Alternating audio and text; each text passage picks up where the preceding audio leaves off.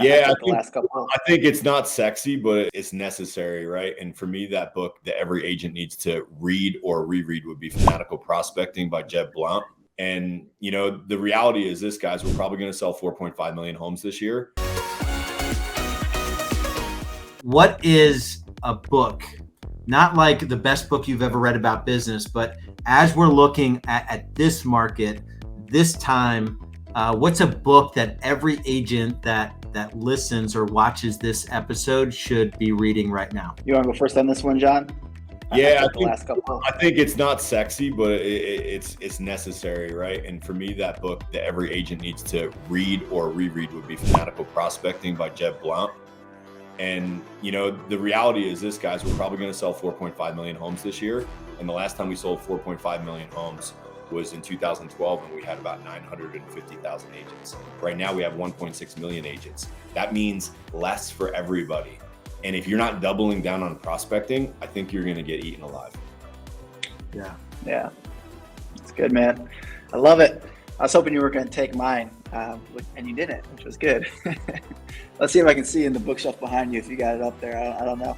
What's yours? Willpower Doesn't Work. Benjamin Hardy. I figured you got it. That's a good one, baby. That book showed up in my mailbox before I took my RV trip around the world, like a few months beforehand. Actually, from Joe Polish Genius Network, I must have signed up for their mailing list or something at some point, and they just mailed it to me. And I was like, never even heard of Benjamin Hardy. Now he's one of my favorite authors, but a great book.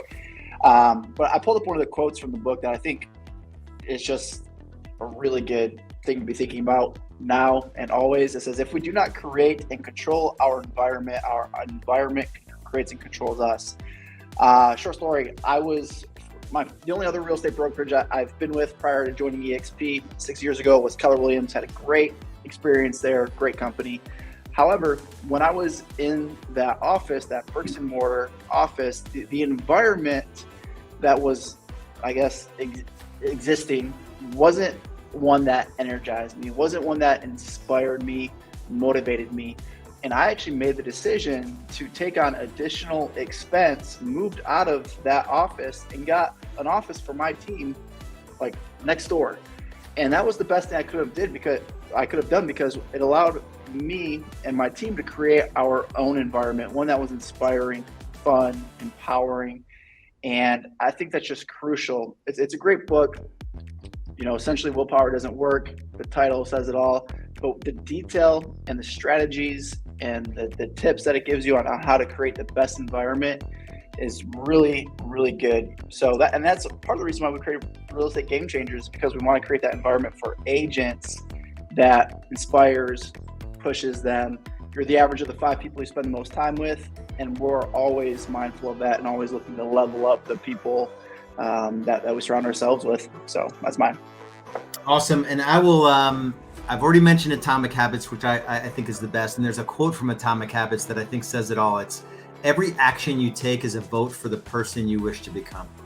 And we're simply the result of the choices we make with our time and the habits that we've let infiltrate our everyday. But it also gives me a little bit of a cheat here with Audible. It's probably really my best favorite app. Being able to listen to a book on Audible. I know you guys have you like to read books, but I use it. I love hate. Yeah, I love it. It's but I've listened to Atomic Habits probably 5 or 6 times. I listen to it when I'm trying to crack the code on a certain area of my life, and I listen to it through that lens. So now I'm going back through it. I'm like, why am I back at my upper weight? Like I'm 190 to 215. You have to start 75 hard again.